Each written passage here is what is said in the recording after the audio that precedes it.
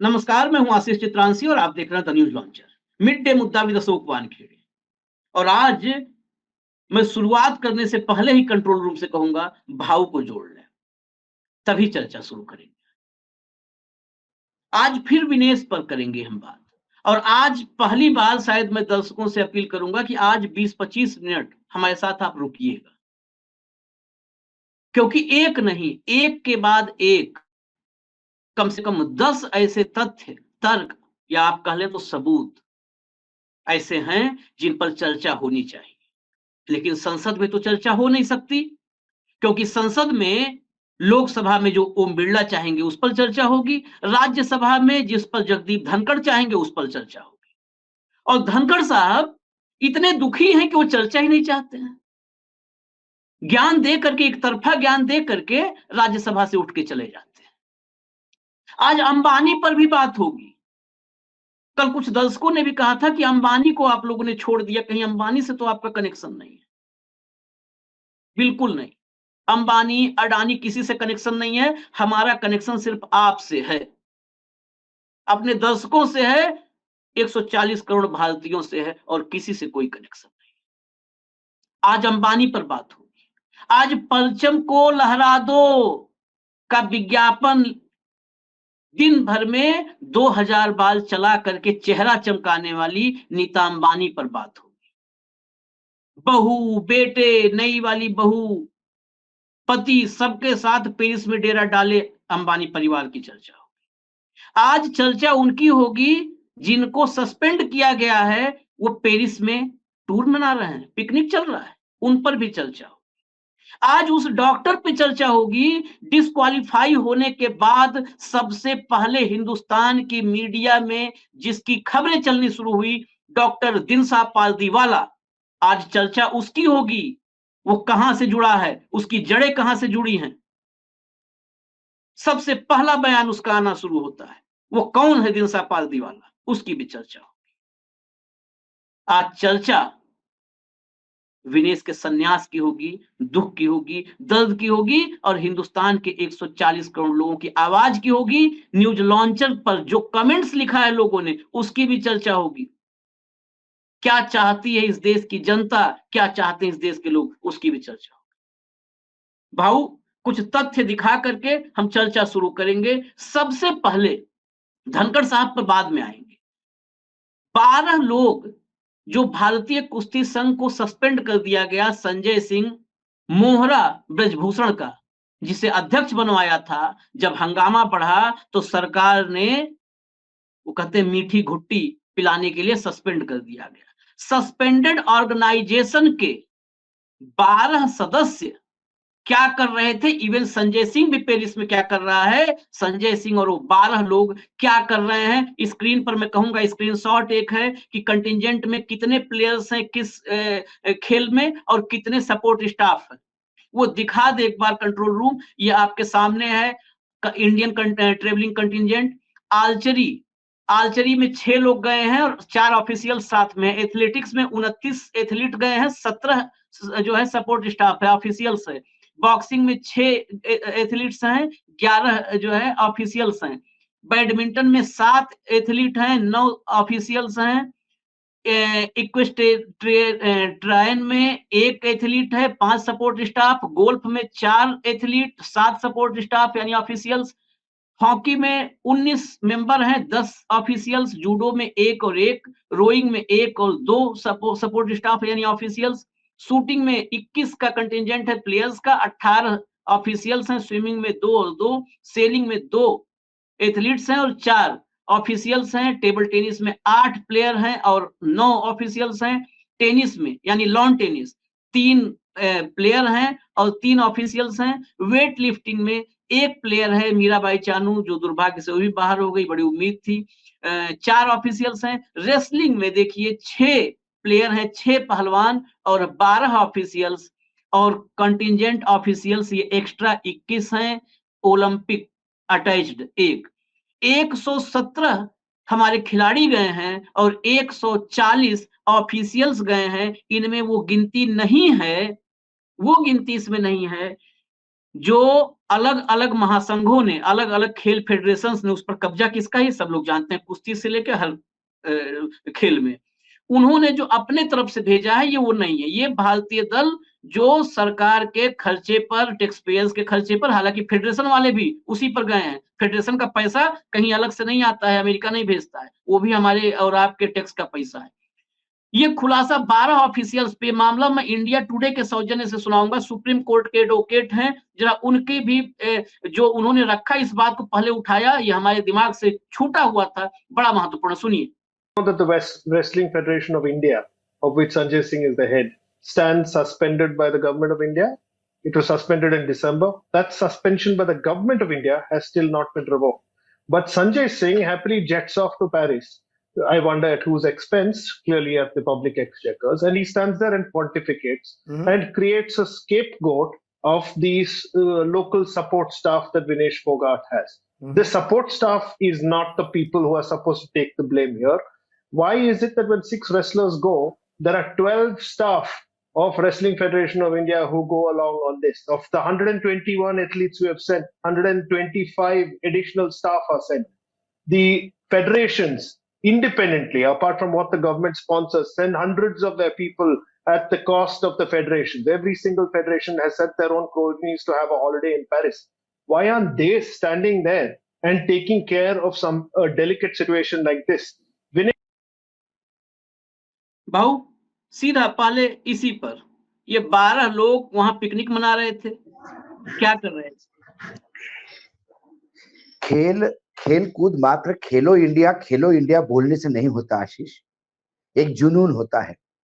China से लेके Korea तक, जो हमारे यहाँ के एक छोटे राज्य के बराबर देश है कोरिया, वो भी मेडल लेता है, क्योंकि वहां 24/7 इस पे काम होता है, वहां जुनून है। हमारे देश में दुर्भाग्य है कि हमारे देश में खिलाड़ी तो पूरी ताकत लगाते, जिस घर से खिलाड़ी आता है वो घर, मैंने बहुत कम घर देखे कि जहां पैसों की कमी नहीं, बाकी सारी खिलाड़ी लोअर मिडिल क्लास या लोअर क्लास से आते हैं, इकोनॉमिकली बोल रहा हूं, और वो अपना खेत बेचते, घर बेचते हैं, लिटरली बिना चप्पल जूते के दौड़ते हैं। उन्हें जूते भी कोई इधर से उधर से करके देता है। ये जब इनकी कहानियां सुनते हैं तो रोंगटे खड़े होते हैं। यह है हमारे यहाँ का खेलो इंडिया खेलों का बजट। हमारे यहाँ फेडरेशन राजनीति की सिवा कुछ नहीं कहते। सर्वोच्च न्यायालय ने कहा था कि ये नेतागिरी वाले नहीं होना चाहिए। इवन क्रिकेट एसोसिएशन पे भी उन्होंने कहा था कि नेता नहीं होने चाहिए। तो क्या हुआ भाई, नेता के बच्चे हो गए, आगे नेता नहीं। तो ये क्या करते हैं, नेता क्यों चाहिए फेडरेशन में, मुझे एक सबसे पहले बता दीजिए। फेडरेशन प्लेयर्स क्यों नहीं चला सकते, और अच्छी तरह से चलाएंगे, उन्हें पता होगा क्या चाहिए क्या नहीं चाहिए। हमारे यहाँ ये सारे स्पोर्ट्स फेडरेशन है, अलग अलग विभिन्न स्पोर्ट्स के खेलों के ये चारागृह हो गया है, या चूंकि अड्डे हो गए हैं। कई लोग बोलते हैं, कई लोग बोलते नहीं। और बोलने पे क्या करो, क्योंकि यदि आप सत्ता पक्ष में हो और आप ताकतवर हो और आप नेता हो, तो आप व्यभिचार करने का लाइसेंस मिलता है इस देश में। आपको भ्रष्टाचार करने का लाइसेंस मिलता है, क्योंकि आप सत्ता पक्ष के साथ है। और विपक्ष में होकर व्यभिचार और भ्रष्टाचार करिए, पकड़े जाने पे सत्ता पक्ष के साथ चले जाइए, आप लॉन्ड्री में धुल के हो जाते हैं वहां पे। आज उस लड़की ने, विनेश ने संन्यास ले लिया। वो और 4 साल खेल सकती थी, लेकिन उसे पता है कि उसे खेलने नहीं दिया जाएगा। लोग कहते ना, कई लोगों ने, जब हमने ट्वीट किया तो उसपे कई लोग, मतलब जिनके कोई हाथ पैर नहीं है और जिनका कोई ईमान नहीं है, ऐसे लिए कई लोग कह रहे कि अरे वो जीतने के बाद खाना खा गई होगी ज्यादा और देश को हरा दिया, ये कर दिया वो कर दिया। मैं कुछ तथ्य रखना चाहता हूं तुम्हारे पास साइंटिफिकली, क्योंकि कल से हम भी डॉक्टरों से पूछ रहे हैं, मेडिकल लोगों से पूछ रहे हैं, जो स्पोर्ट्स मेडिसिन में उनसे पूछ रहे हैं। मैं सीक्वेंस से बताता हूं आशीष, ध्यान से, और मैं दर्शकों के लिए भी। मंगलवार की सुबह जिस दिन 3 मैचेस जीती है विनेश ने, उस दिन उसका वजन 49 किलो 90 ग्राम था, मतलब सॉरी 900 ग्राम था, 100 ग्राम कम था 50 किलो को। और तीनों मैचों में वो क्वालिफाई हुई, तीनों मैचेस उसने जीते। दूसरे दिन बुधवार के दिन रात को उसका फाइनल था अमेरिका की एक पहलवान से। मैं आपको कंट्रियों का ये भी बता देता हूं सीक्वेंस, ठीक है। सिल्वर मेडल पक्का था। उसके बाद मैच के बाद वो भोजन करती है, उसे 1.5 किलो खाना खिलाया गया नाप तोल के। शाम को उसी दिन मंगलवार की शाम को जब उसका वजन किया गया तो 52 किलो 700 ग्राम निकला। इसका मतलब 49 किलो 900 ग्राम से 52 किलो 700 ग्राम माने 2 किलो 800 ग्राम वजन बढ़ा। अब यहां सवाल यह है, खाया तो 1.5 किलो था, 2 किलो 80 ग्राम वजन कैसा बढ़ता है? और खाने से वजन नहीं बढ़ता उसका भी मैं आगे बता देता हूं।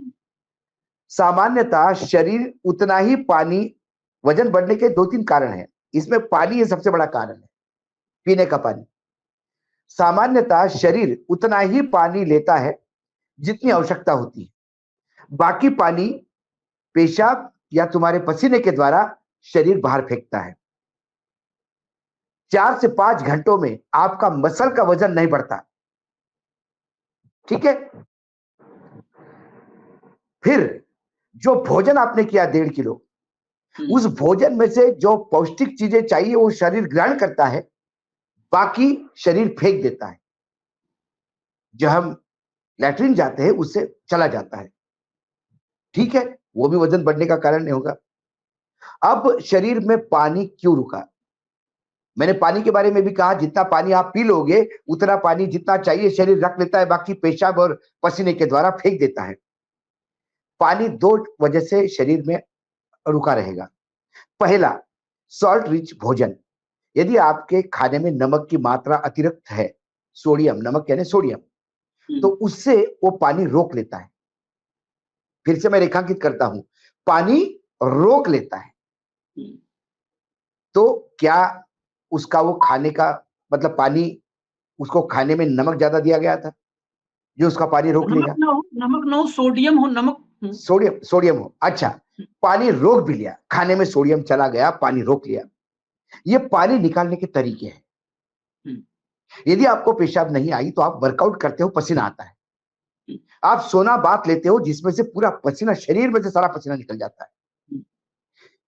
सवाल ये हुआ कि विनेश ने खूब पसीना बहाने का प्रयास किया, पसीना नहीं निकला। सोना बात गई, वहां पे भी पसीना नहीं निकला। ये पसीना सोडियम रोकता नहीं है, सोडियम पानी रोकता है। पसीना यदि निकल जाए, जबरदस्ती आप पसीना निकाल दो तो सोडियम भी वहां हतप्रत हो जाता है। होता क्या है, एक दवा है जिसे मेडिकल लाइन में एंटी कोलिनर्जिक कहते हैं। तो ये एंटी कोलिनर्जिक यदि आपने ली तो वो दवा तुम्हारे शरीर में पसीना बनने नहीं देती। सोडियम ने पानी रोक दिया, वो पानी बाहर निकलने का जो रास्ता है पसीने का, ये दवाई आपको पसीना बनने नहीं देता। मतलब आप सोना बात में बैठे तो भी पसीना नहीं आ रहा है, आप वर्कआउट कर रहे तो भी पसीना नहीं आ रहा है। तो जब पसीना नहीं आ रहा है आपको, तो आपके शरीर में पानी है और वो पानी आपका वजन बढ़ाता है। पसीना नहीं निकलने के संकेत यही है जो दिनेश के साथ हुए। एक इसका निष्कर्ष यह है कि विनेश का एकाएक 1.5 किलो भोजन लेने के बाद 2 किलो 800 ग्राम वजन बढ़ने के मायने उसके शरीर ने पानी रिटेन किया। और वो पानी रिटेन सोडियम की वजह से हो सकता है, लेकिन जब पानी निकालने का प्रयास किया, जब आपने पसीना बहाने का प्रयास किया तो पसीना बहा नहीं। ये असामान्य स्थिति है विनेश के मामले में। इस मामले में मैं मानता हूं कि ये सामान्यता मेडिकल लाइन में ये सामान्य बात है। आपने ज्यादा नमक खाया, पानी रिटेन किया, वजन बढ़ गया। आपने नमक कम खाया, कम पानी पिया, कम रिटेन हो गया। आपने वर्कआउट किया, पसीना आ गया। आपने वर्कआउट मतलब यदि आपको बहुत पसीने से परेशान हो तो आपकी दवाई ले लीजिए, आपका पसीना बनना बंद हो जाता है। तो कुल मिलाकर क्या ये षड्यंत्र हुआ है, और ये षड्यंत्र उसके साथ हो सकता है, उसके पानी में कुछ मिलाया जा सकता है, ऐसी उसने अप्रैल महीने में ट्वीट करके आशंका जाहिर की थी। क्योंकि जब षड्यंत्रकारियों के बीच में आप जा रहे हैं, आप तमाम उन लोगों के बीच में जा रहे हैं, उन लोगों की मजबूरी है कि आपको लेके जा रहे हैं, क्योंकि आप में टैलेंट है, वो आपके टैलेंट को नहीं खींच के निकाल पाए, आपको जगह जगह पे रोक लिया गया, आपके पर्सनल स्टाफ का एक्रेडिटेशन रोकने का प्रयास किया गया, और हर जगह आपको तकलीफ देने का प्रयास करने के बाद भी जब उस सिल्वर मेडल तक पहुंच गई, तब क्या ये खेल हुआ? एक षड्यंत्र हो सकता है। दूसरा, क्या अमेरिका की final bout America versus France थी? इंडिया, अमेरिका और इंडिया। इंडिया थी, लेकिन इंडिया ड्रॉप होने के बाद वो फ्रांस वर्सेस अमेरिका हो गई क्या? क्या इसमें कुछ देशों का खेल था? उसमें कुछ हमारे लोगों का हाथ था? ये सब इन्वेस्टिगेट होना चाहिए। ये इतना मामला नहीं है, ये हेमा मालिनी बोल रही इतना चीज ही नहीं है कि अब 100 ग्राम वजन का मतलब क्या है सबको समझ में आ जाएगा। ये ऐसा नहीं है। इस साड़ी को हेवी फॉल लगने से 100 ग्राम बढ़ेगा, ऐसी नहीं है। नहीं, आपने अभी जिस पर चर्चा की, अब इसी से अगले फैक्ट पे आ जाते हैं। दिनसा पालदीवाला, डॉक्टर दिनसा पालदीवाला, डॉक्टर दिनसा पालदीवाला के बारे में डिटेल है, आप लोग गूगल पर जा करके अगर इनका नाम डालेंगे तो तुरंत आएगा। Dinsa Paldiwala orthopaedic surgeon in Mumbai Maharashtra, room number 7 और 8, first floor, centre for bone and joint, Kokilaben hospital, Rao Saheb Achyut Rao, Patwardhan Marg, 4 bungalows, Andheri west, Mumbai Maharashtra. ये डॉक्टर दिनसा पालदीवाला का परिचय है। ये अंबानी के हॉस्पिटल में डायरेक्टर हैं और डॉक्टर हैं। ये डॉक्टर दिनसा पालदीवाला अंबानी के हॉस्पिटल के डॉक्टर, सीएमओ यानी chief medical officer, Indian contingent की तरफ से सीएमओ के रूप में वहां पर गए थे। अब इसीलिए मैंने कहा था आज अंबानी पर बहुत चर्चा करेंगे। मोदी, अंबानी, अडानी खैर अभी यहां पर इस सीन में नहीं है, ओलंपिक, विनेश फोगाट, और अब जब दिनेश पालदीवाला का नाम आया है तो जरा नीता अंबानी की फोटो दिखा दीजिए, कंट्रोल रूम। नीता अंबानी, इनसे योग्य शायद कोई नहीं है, जैसे क्रिकेट में जय शाह से योग्य कोई नहीं है, वैसे एथलेटिक्स में मुझे लगता है सबसे योग्य एथलीट शायद नीता अंबानी रही हो। हम लोग की जानकारी का अभाव हो हम लोगों को। नीता अंबानी भारत की तरफ से आईओए यानी इंटरनेशनल ओलंपिक एसोसिएशन में इंडिया को रिप्रेजेंट कर रही हैं। ये जो है इनकी अचीवमेंट क्या है, ये नीता अंबानी हैं। और नीता अंबानी, मैंने जैसे पहले कहा था कि इन्होंने कम से कम रोज 2, 4, 5 हजार, 10 हजार बार इनका एडवर्टीजमेंट चलता है। जरा सुना दीजिए, 3-4 सेकंड का ही सुना पाएंगे क्योंकि अंबानी जी कॉपीराइट भी मार सकते हैं, तो 3-4 सेकंड का फिर भी रिस्क है, सुन लीजिए, सुनिए।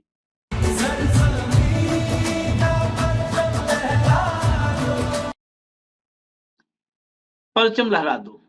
परचम लहराने का काम नीता अंबानी को मिला है। सारे एथलीट्स वहां पर जाकर के अलग ऑडिटोरियम में नीता अंबानी के साथ जो भी परफॉर्म करे न करे वहां जाता है उनके पास।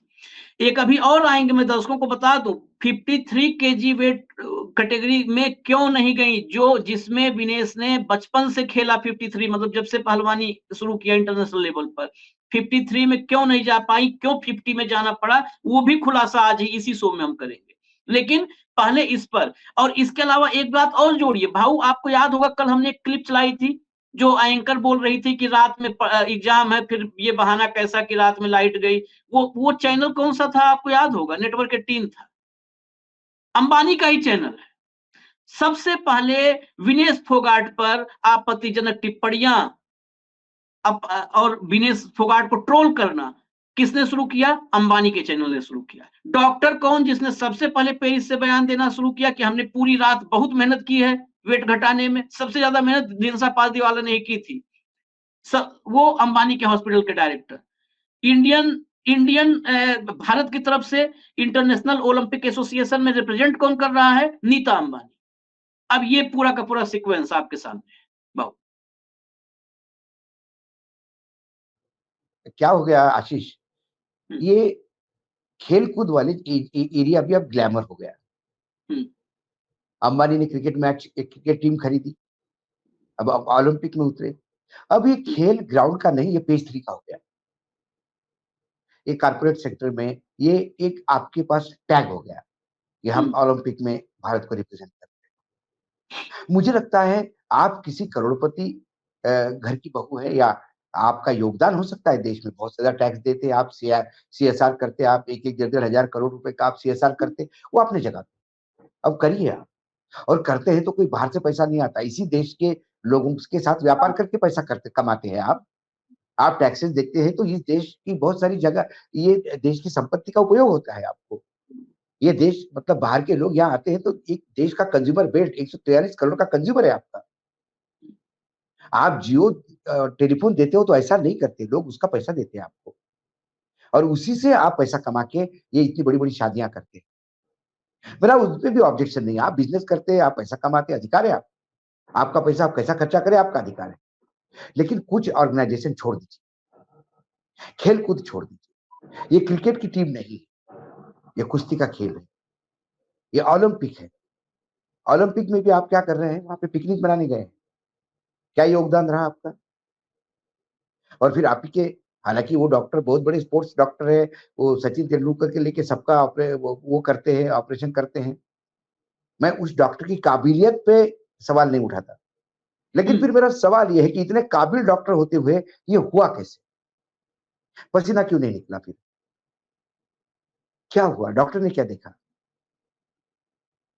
जहां विजेंद्र कहता है कि हम 4 घंटे में 2 किलो आराम से घटा सकते हैं, वहां आपको बाल काटने की नौबत क्यों आई? ड्रेस छोटा करने की नौबत क्यों आई? वजन वहां कम करने की नौबत क्यों आई? शरीर में से पानी क्यों नहीं निकला? पसीना क्यों नहीं निकला? ये सवाल है। वाटर रिटेंशन से हुआ है, क्योंकि 1.5 किलो खाने से 2.5 किलो वजन नहीं बढ़ता। सवाल ये भी है, क्योंकि जो खाना मसल में जाता है उसमें मसल का वजन बढ़ने में बहुत टाइम लगता है। इतना मेटाबॉलिक एक्टिविटी करने में आपको 24 घंटे लगते हैं, और आपका तो ये 12 घंटे में ही खेल हुआ। जबकि नपा तुला खाना देना था, आपको पता था वाटर रिटेंशन हो सकता है सोडियम से, और सोडियम नहीं है, खाना सब नपा तुला है, तो फिर पानी पसीना क्यों नहीं बहा रहा है? क्या कोई षड्यंत्र किया? क्योंकि इस देश में एक बहुत बड़ी लॉबी थी जो किसी भी हालत में विनेश को हराना चाहती थी। उन्हें देश से लेना देना नहीं था, वो व्यक्तिगत ईगो था। वो व्यक्तिगत ईगो देश से भी बड़ा हो गया, क्योंकि उस खुले सांड को सरकार ने छोड़ दिया। ऐसे कई सांड घूमते हैं समाज में, उस पर अंकुश लगाना बहुत जरूरी। लेकिन ये सरकारी सांड था, 2-4 और आपको लोकसभा की सीटें दिलवाएगा इस आशा के साथ। नहीं तो योगी महाराज तो अब तक बुलडोजर चला देते भाई। कल योगी जी बड़ी बड़ी बातें कर रहे थे अयोध्या में, मेरे राम का नाम लेके कह रहे थे कि राम तो जाति पाति से ऊपर उठ के थे, और पूरा जीवन राम ने झोंक दिया जाति पाति से ऊपर उठने में। ये मेरे राम को सर्टिफिकेट दे रहे थे कल। क्या ब्रजभूषण शरण सिंह ठाकुर है इसलिए छोड़े जा रहे थे? ब्रजभूषण सिंह की जगह कोई नासिर होता तो अभी तक पूरी यूनिवर्सिटी में बुलडोजर चल जाते। तो ये क्या है? ये लोग क्या वहां दबाव बनाने गए थे? इन लोगों से तो दूर रखना चाहिए था। जो एडवोकेट कर रहे हैं, सुप्रीम कोर्ट के जो एडवोकेट कह रहे थे, जो हमने सुना, जो सस्पेंडेड लोग हैं वो कहा क्या करने गए थे? वो होगा, ब्रिजभूषण सिंह के पास बहुत पैसा होगा, अपने पैसे से गए होंगे, लेकिन ये क्या करने गए थे? मनोवैज्ञानिक दबाव बनाने गए थे। तू खेल हम देखते तू कैसे खेलती, तू खेल हम देखते कैसे खेलती। मुझे महाभारत की वो कहानी याद आती। अर्जुन का सारथ्य तो स्वयं भगवान श्री कृष्ण कर रहे थे और कर्ण का सारथ्य शल्य कर रहे थे। वो एक राजा थे, बेहतरीन सारथी थे, और वो कौरव पांडवों के मामा थे। गलती ने कौरवों को उन्होंने अपने साथ ले लिया था, और उस समय जबान की कीमत होती थी। हाँ बोल दिया तो हाँ बोल दिया, वो यूटर्न वाले मामले नहीं थे। तो पूरा टाइम एक तरफ श्री कृष्ण थे जो अर्जुन को गाइड करके डिप्रेस्ड अर्जुन को डिप्रेशन से निकाल रहे थे, वही तो गीता है।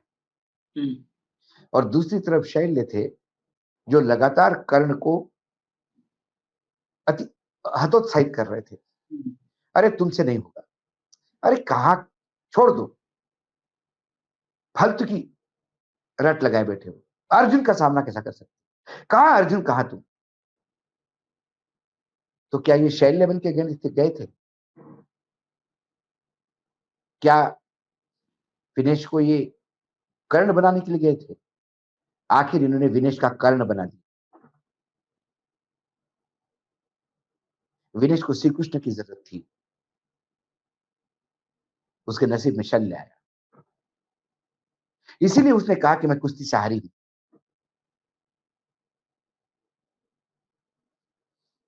विनेश का वो ट्वीट भी दिखा देते हैं, जरा देखिए। उस ट्वीट में बहुत कुछ छिपा हुआ है। अगर उस ट्वीट की लाइनों को, शब्दों को सुने, कंट्रोल रूम दिखाइए जरा। संन्यास लेने का जो ऐलान किया है, मां कुश्ती मेरे से जीत गई, मैं हार गई, माफ करना। आपका सपना, मेरी हिम्मत सब टूट चुके हैं, इससे ज्यादा ताकत नहीं रही अब। अलविदा कुश्ती 2001-2024। आप सबकी हमेशा ऋणी रहूंगी, माफी। हालांकि माफी विनेश को मांगने की जरूरत नहीं है, माफी इस देश को मांगने की जरूरत है, इस सिस्टम को मांगने की जरूरत है, विनेश को नहीं नहीं चित्रांश, नहीं चित्रांश, मैं ये नहीं मानता। सही माफी मांगी उसने। उसने माफी इसलिए मांगी कि उस इस देश के लायक नहीं है वो। अगला जन्म यदि होगा तो किसी और देश में चाहिए, जहां बहू बेटियों की इज्जत नीलाम होती है और सरकार देखती रहती है,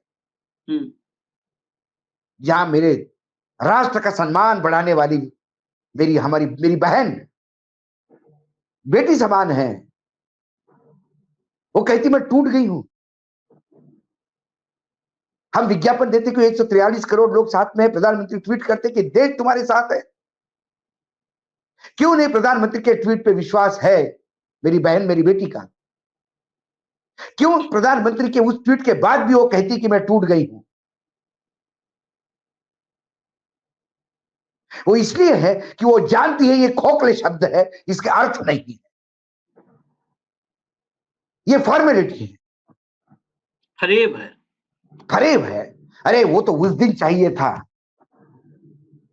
जिस दिन उसने एक बार कहा कि मेरे शारीरिक शोषण हुआ है, सरकार ताकत के साथ खड़ी होती, उस गुंडे को हथकड़ी लगा के घुमाती, एफआईआर दर्ज करती, प्रधानमंत्री कहती कि तू मेरी बेटी है, अभिभावक हूं मैं तेरा, तूने देश का सम्मान दिया बेटी, तेरे सम्मान की रक्षा मैं करूंगा। लेकिन ये ढोकला और फाफड़ा खाते हुए घर में बैठ गए, 56 इंच की छाती बोलते हैं खुद को, अभिभावक बोलते हैं मेरा परिवार है पूरा देश, थू है ऐसे अभिभावक की मेरे। क्या विनेश उस परिवार का हिस्सा नहीं थी? और एक कैसा परिवार का मुखिया है कि जो मेरे परिवार पे हमले होते हैं और मुखिया हाथ पे हाथ धरा बैठा रहता है, क्योंकि थोड़ा सा स्वार्थ, थोड़ी सी लालच, 1-2 लोकसभा सीट की लालच। ये कहते उसका राजनीतिकरण मत करो धनखड़ साहब। आज धनखड़ साहब ने एक बात कही, आशीष, इस कुर्सी की धनखड़ का स्टेटमेंट भाऊ लोगों को सुनना बहुत जरूरी है। मैं स्टेटमेंट बता देता हूं, वो सुनना बहुत जरूरी है। राज्यसभा में आज विनेश फोगाट पर चर्चा की मांग उठी, धनखड़ साहब भड़क गए, इतना भड़क गए कि वो राज्यसभा छोड़ करके भी चले गए, लेकिन उससे पहले जो उन्होंने बोला, धनखड़ ने बोला कि पूरा देश विनेश के लिए दुखी है, हर कोई दुखी है, इसका राजनीतिकरण मत करो। हम उसे वो सब कुछ देंगे जो पदक विजेता को मिलना चाहिए। वो सब कुछ देंगे। दिया तो था दिल्ली की सड़कों में आपने सब कुछ। जगदीप धनखड़ जवाब दीजिए, दिया था दिल्ली की सड़कों पे आपने सब कुछ ना? हम उसे पूरी सहायता देंगे, आपकी सहायता नहीं चाहिए, साथ में ये भी बता देते हैं। लेकिन आप सभी से आग्रह है कि इसका राजनीतिकरण मत करो। इसके बाद टीएमसी, कांग्रेस सबने सदन से वॉकआउट कर गया, तो भड़क गए, नाराज हो गए। भड़कते बहुत है इन लोग के पास, नाराजगी यही नाराज हो सकते हैं, बाकी तो सब निरीह गरीब जनता है, कीड़े-मकोड़े हैं। माननीय सदस्यगण, इस पवित्र सदन को अराजकता का केंद्र बनाना, भारतीय प्रजातंत्र के ऊपर कुठाराघात करना, अध्यक्ष की गरिमा को धूमिल करना, शारीरिक रूप से चुनौतीपूर्ण माहौल पैदा करना, ये मर्यादित आचरण नहीं है, ये हद सीमा को लांघने वाला आचरण है। ये जो है उन्होंने विनेश के बारे में जब चर्चा की बात हुई तो उन्होंने कहा, और उसके अलावा एक बात और बता दूं, जेपी नड्डा तब एक साथ दोनों को, कि दोनों कितने विनेश के लिए चिंतित हैं, इस पर पूरा आप विश्लेषण कर दीजिएगा। जेपी नड्डा ने कहा पूरा देश विनेश फोगाट के साथ खड़ा है। प्रधानमंत्री ने कल उन्हें चैंपियन ऑफ चैंपियंस कहा है। प्रधानमंत्री की आवाज 140 करोड़ लोगों की आवाज है। दुर्भाग्य से हम इसे सत्ता पक्ष और विपक्ष के बीच बांट रहे हैं। दुर्भाग्य से विपक्ष के पास कोई ठोस मुद्दा नहीं है जिस पे वो चर्चा करना चाहते हो, जिसके लिए सत्ता पक्ष तैयार है। मैं आपको आश्वस्त करता हूं कि भारत सरकार, खेल मंत्रालय, आईओसी ने सभी मंचों पर समाधान की कोशिश की। दुर्भाग्य है कि ये सत्ता पक्ष और विपक्ष के बीच बांटा जा रहा है। प्रधानमंत्री ने तो बहुत बड़ा अवार्ड दे दिया है उनको, धनखड़ साहब और नड्डा साहब। नड्डा साहब तो पूरा मतलब मुझे लगता है कि आज बहुत दयनीय स्थिति में है, उन्हें इलाज की जरूरत है। दयनीय स्थिति में वो कहते कि इसका राजनीतिकरण नहीं करें। इसका राजनीतिकरण किसने किया? ये लड़कियां जब अपने ऊपर अन्याय होने के लिए एफआईआर दर्ज कर रही थी, एफआईआर की मांगी तो की थी ना, पुलिस स्टेशन में कंप्लेंट दी तो दी थी ना। इस देश में क्या होगा, किसी लड़की की इज्जत लूट ली जाएगी तो क्या करेगी? पुलिस के पास ही जाएगी ना, पुलिस केस बना के कोर्ट में ही लेके जाएगा ना।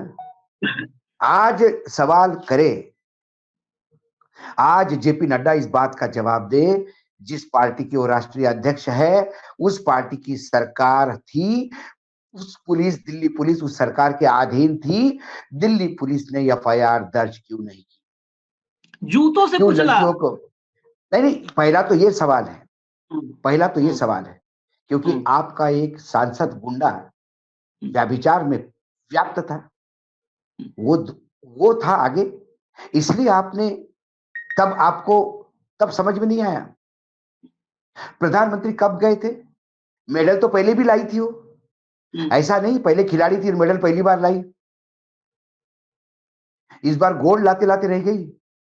मेडल तो पिछले बार लेके आई थी ना, कॉमनवेल्थ से लेके तमाम अंतरराष्ट्रीय स्पर्धा में मेडल तो लाई थी, तब भी आपने उसका स्वागत किया था। और मेडल लाने वाली लड़की जब अपनी इज्जत पे आंच आने की बात करती है तो तब आप कहां गए थे? प्रधानमंत्री के वक्तव्य के साथ 140 करोड़ का वक्तव्य है, माफी चाहता हूं मैं, हमको मत घसीटिए उनमें। इस देश के लाखों लोग जब पूरे जंतर मंतर पे उस लड़की का साथ दे रहे थे, तब आप कहां थे? तब आपको आवाज नहीं आ रही। निर्लज्जता का अमृतकाल है ये, निर्लज्ज है ये लोग, इन्हें अधिकार नहीं विनेश का नाम लेने का भी। धनखड़ साहब कहते हैं कि उस कुर्सी की मर्यादा रखें। कुर्सी की मर्यादा होती है, कुर्सी का एक मान होता है, लेकिन उस कुर्सी में बैठता कौन है ये भी बहुत मायना रखता है।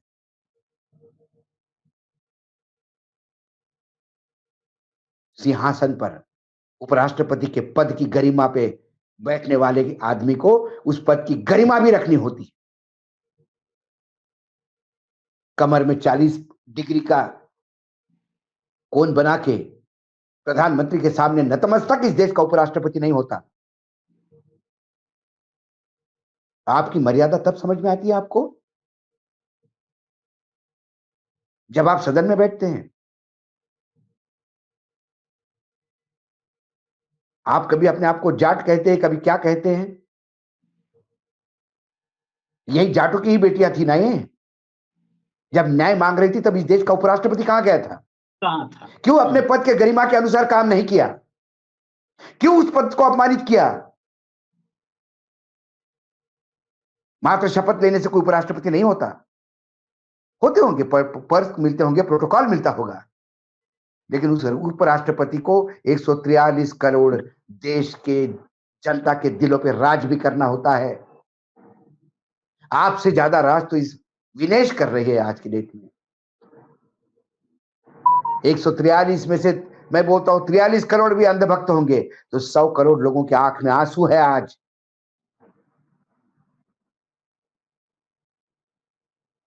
मानवीय संवेदना नहीं है आशीष, संवेदनहीन हो गए ये लोग।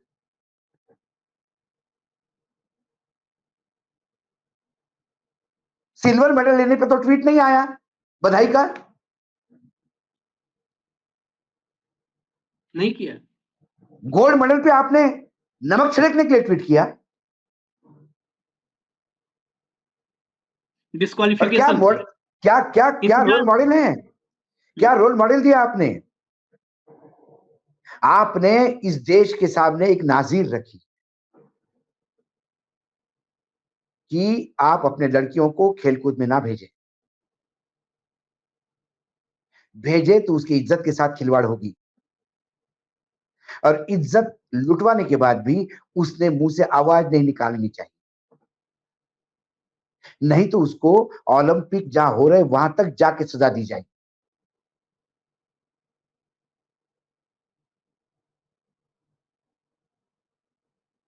आज कहते हैं हिंदुओं पे अत्याचार हो रहे हैं। आज हिंदुओं पे अत्याचार हो रहे हैं। अरे अपने देश की होनहार बेटियों पे अत्याचार हुए। दिल्ली के आपके पार्लियामेंट से 1 किलोमीटर दूर पर लड़कियां न्याय मांगने बैठी थी, उनको आपने लाठियों से पीटा, पुलिस के जूतों के नीचे रगड़ा उन्होंने आपको। और ये रगड़ा मैं सिर्फ वाक प्रचार के तहत नहीं कह रहा हूं, उसके चेहरे पे जूता रख रख के उसको नीचे गिरा के जूते से मारा गया। अरे आप 1 किलोमीटर दूर होनहार बेटियों को नहीं बचा सकते, चले हिंदुओं को बचाने बांग्लादेश में। सिर्फ हवाबाजी है ये, सिर्फ ये बोलना जानते हैं, पोपट पंछी है बस, लिप सर्विस जिसको कहते हैं। हिम्मत नहीं है, औकात नहीं है किसी गुंडे का सामना करने की। और आज ज्ञान दे रहे हैं देश को, आज देश को गरिमा बता रहे हैं। गरिमा पद की नहीं होती है, सबसे पहले घर में बेटी की इज्जत की गरिमा होती है, महिलाओं की इज्जत की गरिमा होती है। माँ बाप, माँ बहन, बेटी, पत्नी, इसकी इज्जत की गरिमा होती है। द्रौपदी पे इज्जत पे हाथ डाला तो महाभारत हुआ साहब।